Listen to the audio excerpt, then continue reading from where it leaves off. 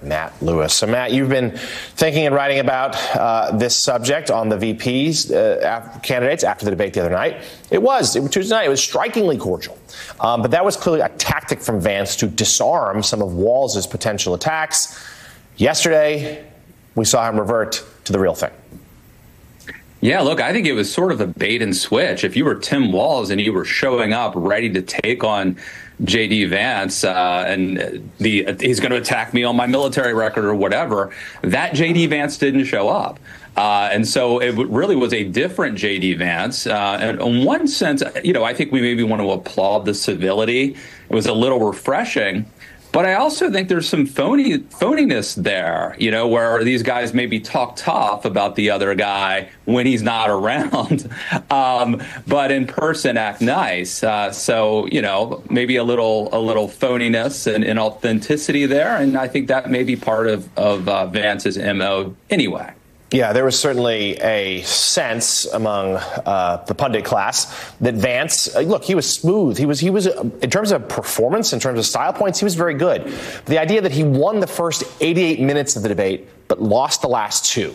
And that was the moment he was just asked about there, where he refused to say if Trump lost in 2020. The Harris team already turned that into an ad. Do you think that's what's going to resonate in the days and weeks ahead? Well, look, at first I thought it was so funny, right? Vance refuses to answer whether Donald Trump won in 2020, saying he doesn't want to relitigate the past. Then his very next thing he said was, and what about Kamala Harris in 2020 or something to that effect? So obviously his boss, Donald Trump, has no problem being obsessed with relitigating the past. It's not like it's a small thing. Indeed, I think the question of whether Donald Trump or Joe Biden actually won the 2020 election may be one of the defining questions of our time.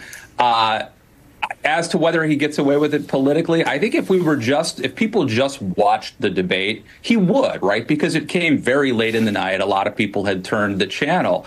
I think the real question is whether Kamala Harris's campaign can make people see it by virtue of advertisements and social media. And if she can do it, I think it's pretty devastating. Well, in a coincidence, that moment was then followed up the next day by this Jack Smith filing being unsealed, which puts Trump front and center of a 2020 election, saying, as we noted earlier in the show, unfazed that Mike Pence was in danger during the January 6th riots and the like. So this is, I don't know if it quite qualifies as an October surprise, but it's certainly a moment that Trump's conduct is going to be in the headlines again. Do you think it's going to matter here as we're now just about a month before Election Day?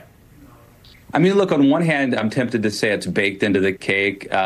People who think it's bad what happened on January 6th are going to continue to think it's bad, and Donald Trump supporters are going to continue to rationalize it. I have to tell you, just anecdotally, I actually spoke to a friend in West Virginia yesterday who's a Trump supporter and asked to me very earnestly, why wasn't Mike Pence, why isn't he the running mate?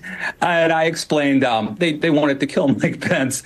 And so maybe there are some folks out there who that this could impact. Yeah, that's certainly the fundamental question about this campaign. Author, columnist, and conservative writer Matt Lewis. Matt, thank you as always.